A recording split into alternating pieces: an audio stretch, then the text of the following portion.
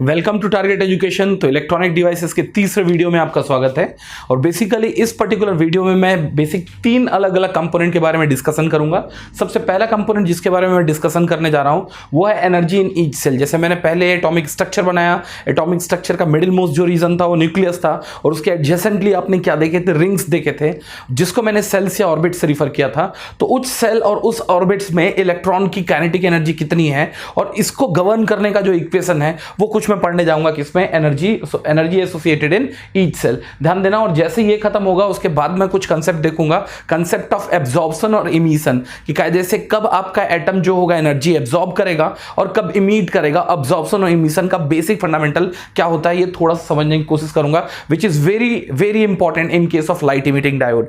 ध्यान देना, electronic devices के सिलेबस में आपके पास लाइट इमिटिंग डायोड का एक टॉपिक है, तो उस टॉपिक के लिए ये फंडामेंटल बहुत इंपॉर्टेंट है। तो वहां जब मैं आपको एलईडी पढ़ाऊंगा तो मैं ये मान के चलूंगा कि इसका फंडामेंटल आपको थोड़ा बहुत क्लियर है। सो उसके बेसिस पे मैं पूरा का पूरा एलईडी इन फ्यूचर क्या करूंगा, डिमॉन्स्ट्रेट करूंगा। Once this part is over, thereafter straight away will move it to the energy band diagram या एनर्जी बैंड थ्योरी। तो आपने ध्यान भी दिया होगा कि आपके इलेक्ट्रॉनिक डिवाइसेस में basically use to have 2 bands of energy. The first is called valence band and second is called conduction band. What is the basic feeling of it?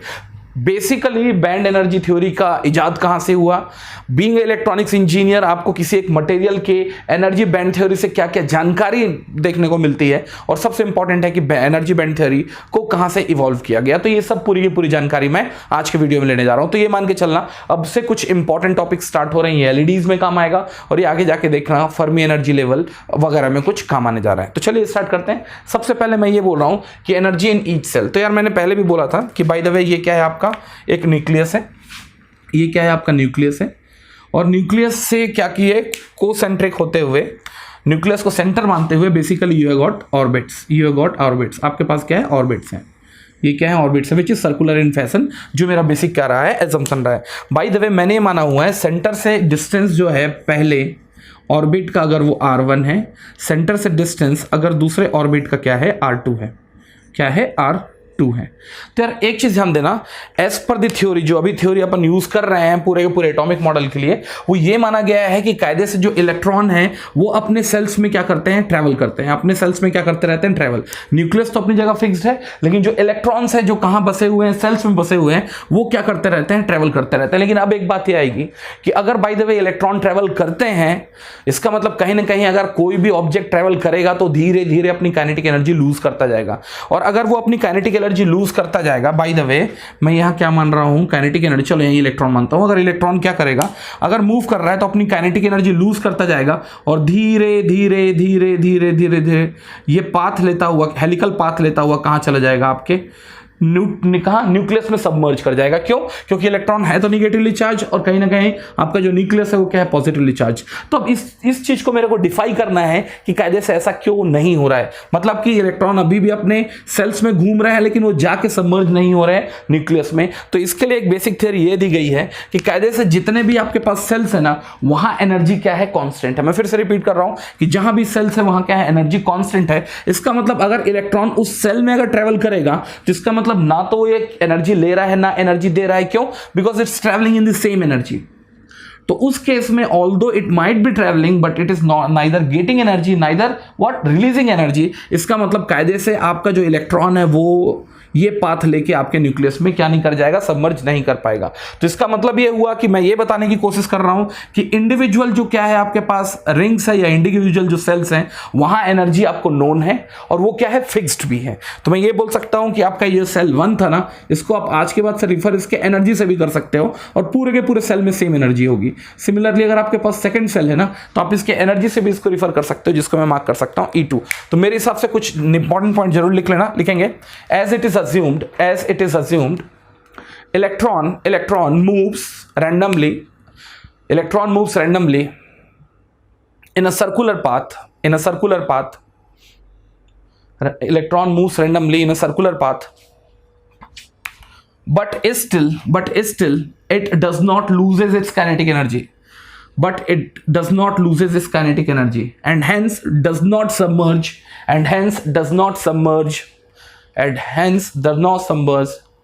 submerge in your nucleus. तो इसका मतलब ऐसा क्यों नहीं हो रहा है कि इलेक्ट्रॉन घूमते घूमते घूमते घूमते अपने न्यूक्लियस में जाके सबमर्ज हो गया, क्यों नहीं हो रहा है? जबकि अगर ये घूम रहा है तो काइनेटिक एनर्जी ½ mv², ये तो लूज हो रही है ना, क्यों नहीं हो रहा है? तो अब इसको डिमॉन्स्ट्रेट करने के लिए ये बोला गया है कि कायदे से भाई वो घूम तो रहा है लेकिन सेम एनर्जी वाले पाथ में घूम रहा है, तो कायदे से ना तो एनर्जी ले रहा है ना एनर्जी दे रहा है। तो लिखेंगे hence a counter argument has been given, hence a counter argument has been given that electron moves, hence the counter argument is given that electron moves in a same energy path, electron moves in a same energy path, hence does not release or gains any energy, hence does not release or gains any energy। इसका सीधा सा मतलब ये है कि अगर bye the way electron जो है सर्कुलर पाथ में अगर ये घूम रहा है और एनर्जी रिलीज नहीं कर रहा है और गेन नहीं कर रहा है, तो ये कहीं ना कहीं सर्कुलर पाथ जो होगा वो एक क्या है, कांस्टेंट एनर्जी पाथ है। किसकी? इलेक्ट्रॉन की। इलेक्ट्रॉन की कौन सी एनर्जी के बारे में बात कर रहा हूं? काइनेटिक एनर्जी की। तो इसका मतलब यह है कि आज के बाद से यार देखो, ये कहानी ज्यादा जानने की जरूरत नहीं थी, लेकिन मैं थोड़ा सा आपको डिटेल तो दूं कि कायदे से आपने इसको कांस्टेंट एनर्जी क्यों माना। बोला भाई या तो पूरा का पूरा इलेक्ट्रॉन गिर जाएगा, इलेक्ट्रॉन अगर न्यूक्लियस में धस गया तो आपके पास मैटर बचा ही नहीं, तो कल के दिन आप बड़े बड़े अलमारी बना रहे हो, बड़े बड़े व्हाइट बोर्ड बना रहे हो, अगर सब न्यूक्लियस में जाके सबमर्ज हो जाएंगे तो कहीं ना कहीं आपके पास ऑब्जेक्ट तो बच ही नहीं जाएगा। तो ओवरऑल इसका कहना यह है कि साहब ये इलेक्ट्रॉन ट्रेवल तो कर रहे हैं, यहाँ पर इलेक्ट्रॉन ट्रेवल तो कर रहे हैं, लेकिन वो ट्रेवल सेम एनर्जी लेवल पे ही कर रहे हैं। तो इससे कुछ इंपॉर्टेंट फैक्ट निकला कि क्या होगा, individual shell is having unique energy level, पहली चीज। ठीक, तो इसका मतलब कहीं भी आप पूरा का पूरा, और ये दूसरा ये भी देख लेते हैं, energy level depends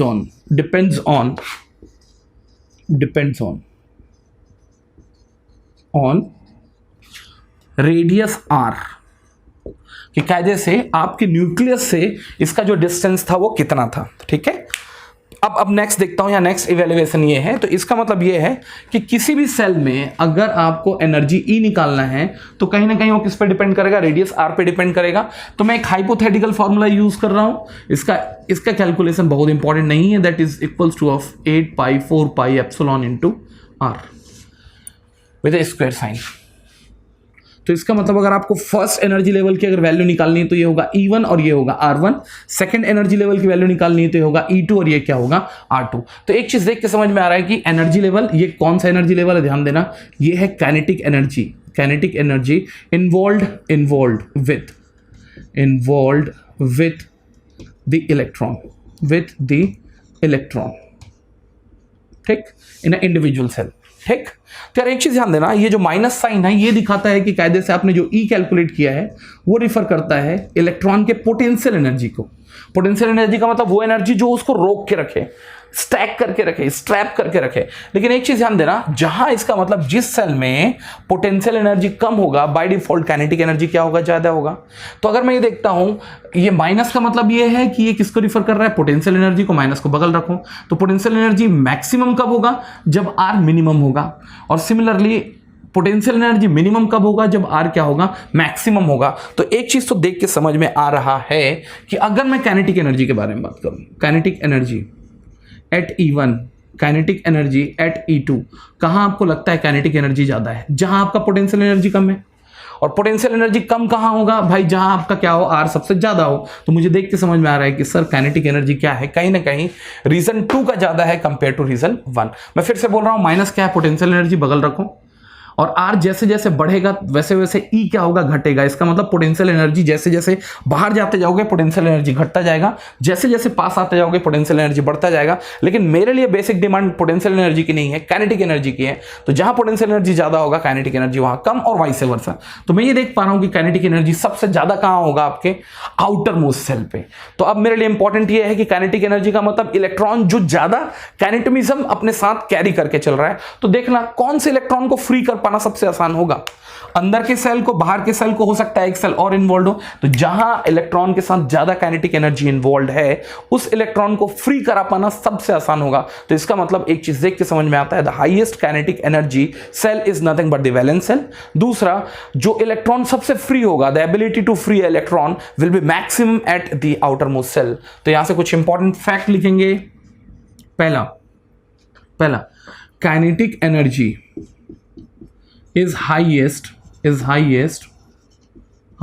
at valence shell। ये पहली चीज। दूसरी चीज, वैलेंस इलेक्ट्रॉन्स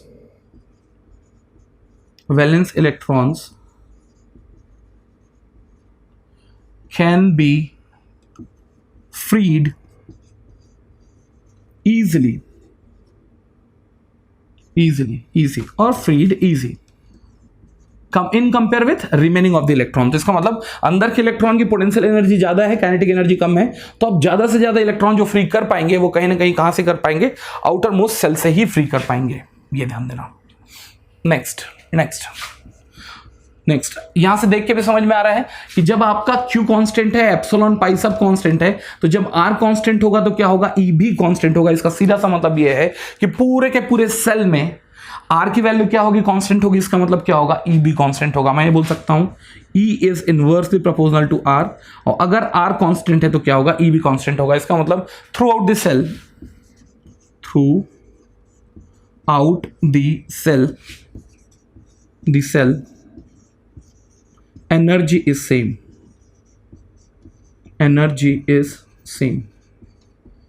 नेक्स्ट, यहां से एक कंक्लूजन और निकाल सकते हैं। तो आप ध्यान देना, यहां जो सेल्स है ना वो बहुत नियरली स्पेस नहीं कि एक सेल स्टार्ट होगी जस्ट बाद दूसरा सेल स्टार्ट होगा।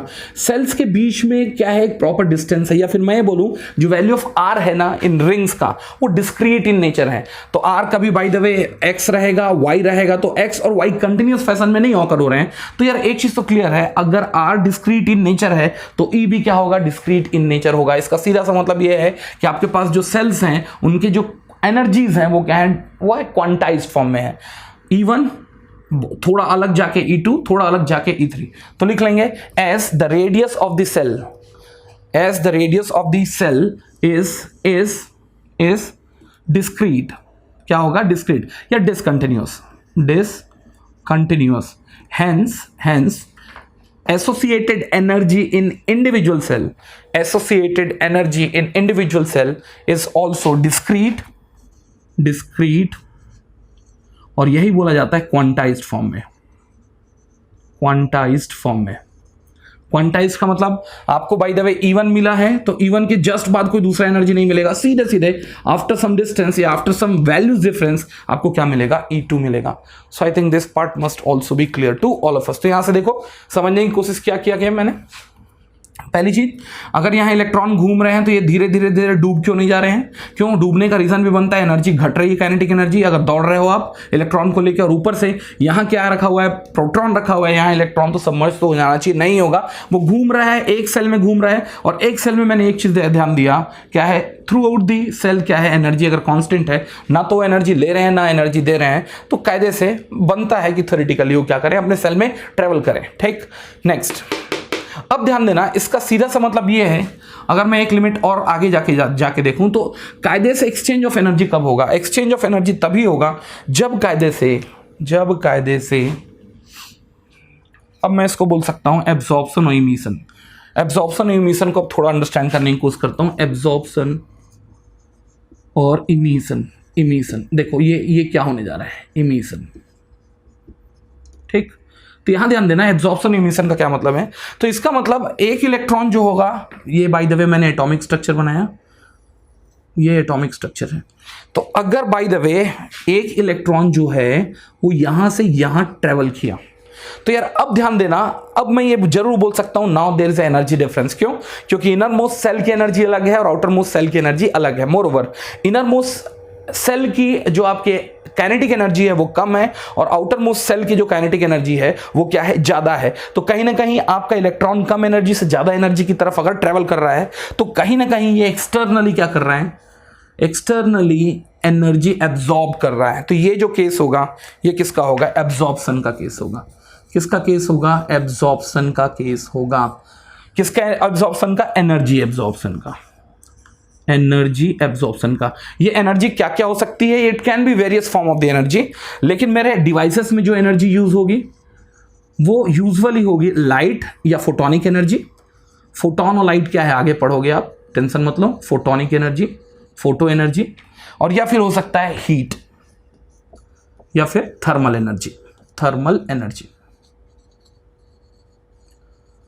तो ये तो समझ में आ रहा है कि बाय द वे ये जो आपका एनर्जी लेवल है वो E1 है और ये क्या है? E2 है। तो कहीं ना कहीं आपका इलेक्ट्रॉन कहां से कहा गया है? E1 से E2 की तरफ गया है, लो लेवल से हाई लेवल की तरफ गया है। तो कहीं ना कहीं ये केस है एक्साइटेशन का। ये केस किसका है? एक्साइटेशन का। और एक्साइटेशन तभी ऑकर करेगा जब बाहर से आपने एनर्जी इस पूरे के पूरे एटम में एब्जॉर्ब कराई है। तो ये किसका केस है? ध्यान देना, ये जो केस है वो है एक्साइटेशन का। एक्साइटेशन का। एक्साइटेशन का। एक्साइटेशन में आपका जो इलेक्ट्रॉन है वो कहां? लो एनर्जी से हाई एनर्जी की तरफ जाएगा, ई लो से ई हाई की तरफ जाएगा, या फिर ग्राउंड स्टेट से, इसको बोला जाता है ग्राउंड एनर्जी लेवल से, एनर्जी लेवल से एक्साइटेड एनर्जी लेवल की तरफ जाएगा, एक्साइटेड एनर्जी लेवल की तरफ जाएगा। ठीक। तो ये जो केस है वो किसका? एब्जॉर्प्शन का है। मैं बहुत डिटेल नहीं कर रहा हूं, आगे एलईडीज में पढ़ाऊंगा। अब लेकिन इस इलेक्ट्रॉन की प्रवृत्ति ये है, अगर ये एक्साइट होकर हायर एनर्जी लेवल पे चला गया, so it has got tendency to come back to its natural position और द ग्राउंड लेवल। और उस केस में क्या होगा? अगर बाय द वे आपने उसको एक्साइट कर दिया तो होगा क्या? The electron will try to come to its natural position. That means now it's a case, it will come down from E2 to E1, and once it's come from E2 to E1, definitely आप higher energy से lower energy की तरफ जा रहे हो। so now it's a case of releasement of the energy। ये क्या करेगा? एनर्जी रिलीज करेगा। एंड समटाइम ये एनर्जी फोटोनिक रेंज में हो सकती है, या फिर लाइट के फॉर्म में हो सकती है, या हीट के फॉर्म में हो सकती है, डिपेंड्स। तो ये जो प्रॉब्लम है, ये जो केस है वो किसका केस है? इमिशन का केस है। किसका केस है? इमिशन का केस। लेकिन इमिशन को जरूरी नहीं है कि हर एक जो पदार्थ है वहां से इलेक्ट्रॉन एक्साइटेड स्टेट से अगर बाय द वे अगर ग्राउंड स्टेट में आए तो लाइट ही इमिट करेगा। वो कई प्रकार से हो सकते हैं। कुछ पदार्थ में हीट का इमिशन होता है और कुछ पदार्थ में जो होता है वह लाइट का इमिशन होता है। ठीक। जैसे कि आप सिलिकॉन और जर्मेनियम में अगर बाय द वे आप क्या करो, इलेक्ट्रॉन को क्या करो? एक्साइट करो, तो वापस जब इलेक्ट्रॉन आएंगे तो केवल हीट लिबरेट करेंगे। लेकिन जैसे गैलियम आर्सेनाइड वगैरह जैसे अगर आपके क्या मटेरियल्स, अगर वहां आप इलेक्ट्रॉन को एक्साइट करते हो तो वापस आएंगे, तो वहां जो क्या करेंगे? एनर्जी वो रिलीज करेंगे। वो किस फॉर्म में करते हैं? लाइट एनर्जी के फॉर्म में या फोटोनिक एनर्जी के फॉर्म में रिलीज करते हैं, फोटोन के फॉर्म में। ठीक। बट एनीवेज से ज़्यादा भी डिटेल्स की जरूरत आपको नहीं है। तो ये केस है किसका? अब्जॉर्प्शन का। और ये एब्जॉर्प्शन का तो क्लियर रखना, ये जो केस है वो है एब्जॉर्प्शन का, एब्जॉर्प्शन का। और ये जो केस है वो केस है इमिशन का।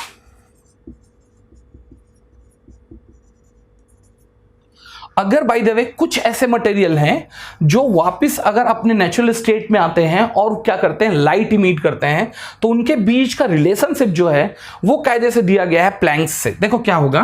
Bye the way E2 higher state minus E1 को अगर मैंने लिया है कितना?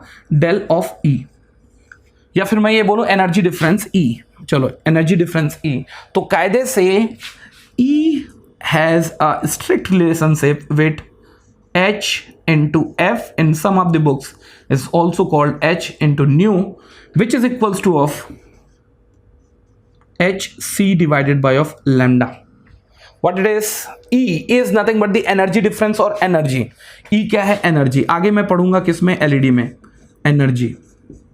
H क्या है? Planck constant. Planck constant. F और nu क्या है यहाँ पर? frequency. डेफिनेटली फ्रीक्वेंसी है तो यूनिट होगी क्या? पर सेकेंड। C है यहां पर speed of light, speed of light. और लैम्डा है wave length of light, wave length of light. ठीक है। और वैसे भी आपने एक चीज ध्यान दिया होगा, जो अलग अलग कलर्स के लाइट होते हैं वो अलग अलग वेवलेंथ के होते हैं। इसका मतलब देखो H कांस्टेंट है, C कांस्टेंट है, अगर E चेंज होगा तो लैम्डा चेंज होगा, और लैम्डा चेंज होगा तो कलर ऑफ लाइट चेंज होगा। तो इसका मतलब आप एक एटम चूज करते हैं तो E2 और E1 जिसके बीच में क्या हो रहा है, आपका इमिशन हो रहा है, अगर उनके एनर्जी लेवल्स अगर चेंज होंगे तो डेफिनेटली क्या होगा, लैम्डा चेंज होगा। बट एनीवेज आप देख रहे होगे थोड़ा सा फोटोनिक्स तो इन्वॉल्व हो गया है। तो E is equal to Hc upon lambda. मैं पहले भी बोला हूं और फिर से बोल रहा हूं, मैं इसको एलईडी में रिफर करूंगा, बट आई थिंक एक चीज आपको ध्यान होना चाहिए यहां पर, the value of the value of H used to be 6.63 into 10 to the power minus 34। यार एक चीज ध्यान देना, सबसे पहली बात तो इसकी यूनिट्स क्या होगी। एनर्जी डेफिनेटली किस फॉर्म में होता है, जूल्स के फॉर्म में होता है, joules. E is equals to, देखो H इंटू एफ का यूनिट मैंने पहले देखा है कितना है, पर सेकंड। तो कहीं ना कहीं H की यूनिट जो होनी चाहिए क्या होनी चाहिए, joule second, such that second and second will get cancelled out and the HF will become energy in joules. तो ये यूनिट होगी जूल्स पर सेकंड। लेकिन एक चीज ध्यान देना यार, जूल्स पर सेकंड, लेकिन एक चीज ध्यान देना, लगभग टाइम हमारे इलेक्ट्रॉनिक्स में you do not go in joules. ऐसा नहीं है कि कोई एक बड़ा सा आप ट्रक को धक्का देकर ट्रक को आप हिला रहे हो, एक बड़ा सा बुलडोजर को हिला रहे हो, तो यहां जो एनर्जी होगी वहां इलेक्ट्रॉन को हिलाने की एनर्जी होगी, और इलेक्ट्रॉन का मास इतना कम है कि कायदे से जो उसके साथ इन्वॉल्व काइनेटिक एनर्जी होगी, काइनेटिक एनर्जी होती है हाफ mv²। यार m जो है आपने देखा है इलेक्ट्रॉन का कितना होता है, 9.1 × 10⁻³ kg। तो यार उस मास को हिलाने से आपको जो एनर्जी मिलने जा रही है दैट्स एब्सोल्युटली लो। तो यूजुअली जो कैलकुलेशन वो जूल्स में नहीं करता मैं, यूजुअल जो कैलकुलेशन होता है वो जूल्स में नहीं होता, वो होता है इलेक्ट्रॉन वोल्ट। तो आज के बाद से ध्यान देना, 1 इलेक्ट्रॉन वोल्ट, पहली बात 1 इलेक्ट्रॉन वोल्ट किसका यूनिट है, तो कोई ये टेंशन मत लेना कि सर ये वोल्टेज का यूनिट है, नहीं, ये यूनिट है जूल्स का। और 1 इलेक्ट्रॉन वोल्ट जो होता है वो होता है 1.6 × 10⁻⁹ जूल्स। ठीक, तो आज के बाद से ध्यान देना, बीइंग इलेक्ट्रॉनिक्स इंजीनियर, जो मेरा मास होगा जिसके साथ एसोसिएटेड आपका काइनेटिक एनर्जी होगा that is very small in nature. That is why usually the energy used to be calculated in terms of electron volt. आगे जाके सेमीकंडक्टर में कभी 1 इलेक्ट्रॉन वोल्ट दिया होगा, कभी 1.5 इलेक्ट्रॉन वोल्ट दिया होगा। 1 इलेक्ट्रॉन वोल्ट का मतलब 1.6 × 10⁻⁹ जूल। 2 इलेक्ट्रॉन वोल्ट का मतलब 2 × 1.6 × 10⁻⁹ जूल, बोले तो 3.2 × 10⁻⁹ जूल। आप चाहो तो H को इलेक्ट्रॉन वोल्ट के फॉर्म में भी लिख सकते हो। कैसे करोगे, ये आपका होमवर्क होगा। 6.63 × 10⁻34 को बेसिकली आप डिवाइड करोगे 1.6 × 10⁻⁹ से, और यहां जो रिजल्ट आएगा, अब जूल्स की जगह में क्या होगा, इलेक्ट्रॉन वोल्ट, साथ में क्या होगा, सेकंड, साथ में क्या होगा, सेकंड। बट मैं फिर बोल रहा हूं कि आपको अभी बहुत ज्यादा डिटेल्ड में इसकी कोई एनालिसिस करने की जरूरत नहीं है। बस ये मान लो अब्जॉर्प्शन का मतलब इलेक्ट्रॉन का एक्साइट होना है, और इमिशन का मतलब कायदे से क्या होना है, उसको अपने ग्राउंड स्टेट पे वापस आना है। ठीक, अब मैं बात कर रहा हूं एनर्जी बैंड थ्योरी की। So now the next one is gonna be energy band theory. देखो ये है क्या, energy band theory, energy band theory.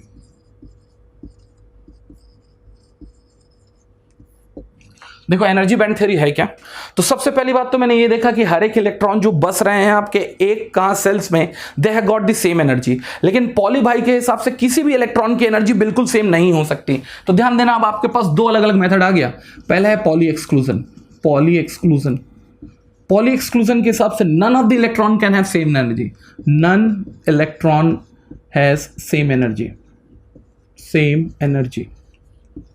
Energy. और अभी आपने ये पढ़ा था कि हर एक सेल में एनर्जी जो होगा वो क्या होगा, सेम होगा। Energy is same, energy is same in each cell,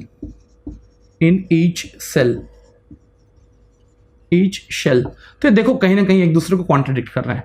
तो अब मैं कर क्या रहा हूं, इन दोनों को सेटिस्फाई करते हुए एनर्जी बैंड बना रहा हूं। देखो क्या है एनर्जी बैंड, देखो समझने की कोशिश करना। एनर्जी बैंड तो है फिजिक्स का एक बहुत तगड़ा सा टॉपिक, लेकिन आपकी इलेक्ट्रॉनिक्स में जितना होगा बस उतना ही पढ़ाऊंगा। ध्यान देना, इनर मोस्ट सेल में कितने इलेक्ट्रॉन्स हो सकते हैं, 2।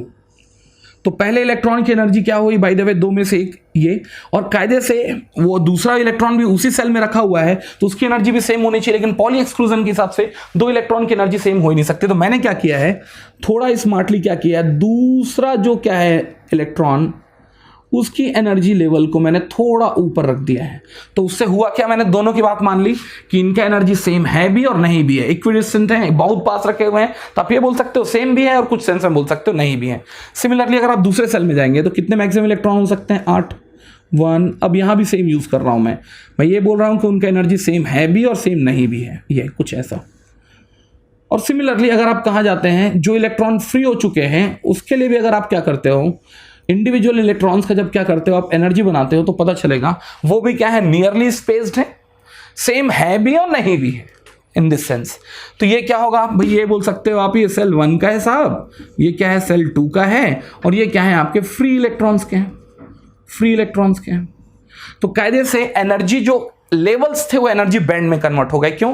क्योंकि कायदे से पॉली और क्या energy in same what shell is same के कारण आपको एनर्जी लेवल्स को पास में रखना पड़ा एंड बिकेम सेल। तो लिख लेंगे because of nearly spaced energy level the cell has been formed, nearly spaced energy level energy band has been formed, energy band has been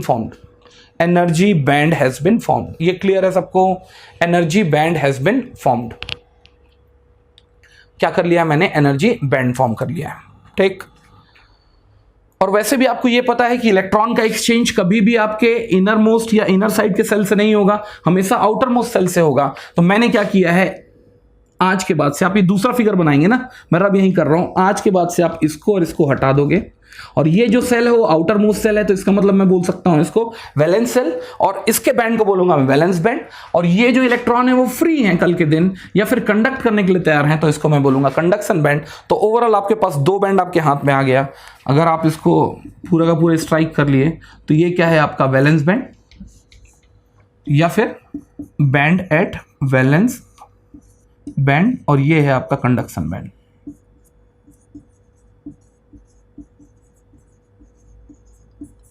conduction band, ठीक है। तो आपको ये चीज क्लियर होना चाहिए क्या है, एक वैलेंस और कंडक्शन बैंड, ठीक। एक चीज ध्यान देना, अब ये वैलेंस और कंडक्शन बैंड के साथ मैं एनर्जी एसोसिएट कर रहा हूं, ईवी और ईसी। क्लियर रखना what is the EV and what is the EC. EV जो है वो है what it is, energy of valence band, ठीक, का upper edge at top edge. EC वो है energy of conduction band at lower edge, at lower edge. इसका मतलब ये जो नीचे का एज है ना उसका एनर्जी ईसी है, और इसके जो अपर एज है वो क्या है, ईवी है। और दोनों के बीच की एनर्जी डिफरेंस को which is nothing but easy which is equals to of EC minus of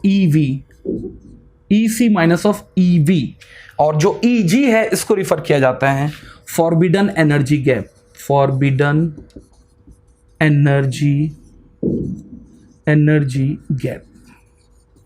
किससे रिफर किया जाता है, फॉरबिडन एनर्जी गैप से। तो आपको ये क्लियर समझ में आया होगा कि कायदे से बैंड थ्योरी का कांसेप्ट कहां से आया है और फॉरबिडन एनर्जी गैप क्या है। तो यार एक चीज ध्यान देना, इलेक्ट्रॉन कभी भी इस रेंज में नहीं होंगे, या तो यहां होंगे या फिर सीधे यहां जाएंगे। मैंने पहले ही पढ़ा है क्वांटाइजेशन ऑफ एनर्जी, या तो वैलेंस बैंड के एनर्जी में स्टिक करेंगे या फिर कहां जाएंगे, कंडक्शन बैंड के एनर्जी में। तो यार एक चीज ध्यान देना, कायदे से बैंड थ्योरी पढ़ने के पीछे बेसिक रीजन क्या है। यार एक चीज ध्यान देना, अगर बैंड के बीच का जो डिस्टेंस है ना वो अगर जितना कम होगा, इसका मतलब इलेक्ट्रॉन को वैलेंस से कहां, कंडक्शन में, या फिर इलेक्ट्रॉन को फ्री करने में आपको उतना कम एफर्ट लगने जा रहा है। तो इसका मतलब अगर आप 2 मटेरियल लेके आ गए, चाहे वो सिलिकॉन जर्मेनियम हो, किसी भी 2 मटेरियल के बीच का अगर कंपैरिजन करना है आपको कि कौन सा अच्छा कंडक्टर है या फिर कौन सा इलेक्ट्रॉन जल्दी फ्री होने जा रहा है, तो रादर आप उसके एटॉमिक स्ट्रक्चर की स्टडी करने के बजाय आप केवल उसकी बैंड स्टडी करें कि बैंड के बीच का गैप कितना है। जिसके बैंड के बीच का गैप कम होगा वो उतना अच्छा क्या होगा, कंडक्टिंग इन प्रॉपर्टी होगा। तो यहां से एक चीज समझ में आता है मेरे भाई। अब बाय द वे मैं कायदे से ईजी के हिसाब से अपने मटेरियल को कुछ पार्ट में बाइफरकेट कर सकता हूं, इसका मतलब अगर बाय द वे मैं केस लेता हूं किसका, कंडक्टर का, तो in case of conductor it is known to be EC and EV they are overlapped. यहां पर क्या है, ईसी भी है और यहां क्या है, ईवी है। मारो गोली, ईजी कितना है, 0, और मैं लिखता हूं electron volt in case of conductor. तो कहीं ना कहीं अगर आपको ईजी अगर 0 मिलता है किसी भी एक मटेरियल का, तो कहीं ना कहीं किस रेंज में जाएगा, कंडक्टर रेंज में जाएगा। नेक्स्ट, अगर बाय द वे आपको ई सी और ई वी के बीच का अगर डिस्टेंस जो है वो करीबन करीबन 1 इलेक्ट्रॉन वोल्ट के आसपास मिले, E G is equals to of 1 electron volt, तब ये देखा गया है कि it is falling under the material of semiconductor, जहां पॉसिबल तो है इलेक्ट्रॉन को कहां से, वैलेंस से कंडक्शन की तरफ लेके जाना। ठीक, ये होगा अब आपका नेक्स्ट क्या होगा, by the way E C and E V is quite larger, और I can say their difference between the energy is found somewhere E G is equals to of 1.6 electron volt और even greater than that volt, that electron volt. तब इसको मैंने classify किया किसके अंदर, insulator के अंदर, इंसुलेटर के अंदर। तो ध्यान देना ये जो है वो क्या है, energy associated with the electron in trapped format या फिर वैलेंस सेल में, और ये क्या है, energy associated with the free electrons. कौन सी एनर्जी, काइनेटिक एनर्जी, यहां की काइनेटिक एनर्जी जो फंसी हुई है, यहां की काइनेटिक एनर्जी जो फ्री होके घूम रही है। तो इसका मतलब आप जितना आसानी से इलेक्ट्रॉन को फ्री कर पाओगे वो क्या होगा, उतना अच्छा क्या होगा, कंडक्टर होगा, कंडक्टर होगा। तो आज के बाद से आपको थोड़ा सा समझ में आया होगा sir, yes energy band theory से बेसिकली आपको ये समझ में, आप क्यों जानोगे सोडियम है, नाइट्रोजन है, क्लोरीन है, कितने नंबर ऑफ एटम्स में कितने नंबर ऑफ इलेक्ट्रॉन है, आप केवल ईजी से कैरेक्टराइज कर सकते हो ये कायदे से मटेरियल जो है वो किस टाइप का बिहेवियर कैरी कर रहे हैं। I think this part must be clear to all of us. अब ध्यान देना, अगर अब मैं बात करता हूं किसका, energy band diagram of silicon और germanium, which is very very important one. आप इस सब चीज को आप याद रखेंगे और ये सबसे इंपॉर्टेंट है, लगातार गेट में क्वेश्चन पूछे गए हैं। तो energy band gap easy of silicon and germanium, for germanium it's 0.785 minus of 2.23 into 10 to the power minus 4 into T, and EG for silicon is equals to of 1.21, 3.6 into 10 to the power minus 4 into T. Keep in mind where the EG is nothing but the forbidden energy gap of germanium. Similarly, where the T has been kept in, T is in degree kelvin. आप देख सकते हो तो यहां energy gap किसकी ज्यादा है, silicon की। रीजन भी बनता है, सिलिकॉन अगर एक छोटा एटम है, एटॉमिक नंबर 14 है, तो एक छोटा एटम है, जर्मेनियम क्या है, एक बड़ा एटम है, 32 उसका एटॉमिक नंबर। तो अगर सिलिकॉन एक छोटा एटम है तो कहीं ना कहीं आउटर मोस्ट सेल में जो इलेक्ट्रॉन्स रखे होंगे उनको फ्री करने में आपको ज्यादा एफर्ट लगेगा। That is why the value is found in a higher way. और यहां क्या मिल रहा है आपको, कम मिल रहा है। आगे जो है एनर्जी है तो कहीं ना कहीं यूनिट भी होगी, यूनिट क्लियर रखना, ये है इलेक्ट्रॉन वोल्ट में, do not get confuse in it. ये किस में है, इलेक्ट्रॉन वोल्ट में। तो देखो गेट में 3 से 4 प्रॉब्लम पूछे गए हैं, मैं अभी तो नहीं कर रहा, इसके बाद जो आगे की वीडियोस आएंगे उसमें साथ में प्रॉब्लम करूंगा। आपसे पूछा जा सकता है the value of easy of germanium at room temperature, room temperature.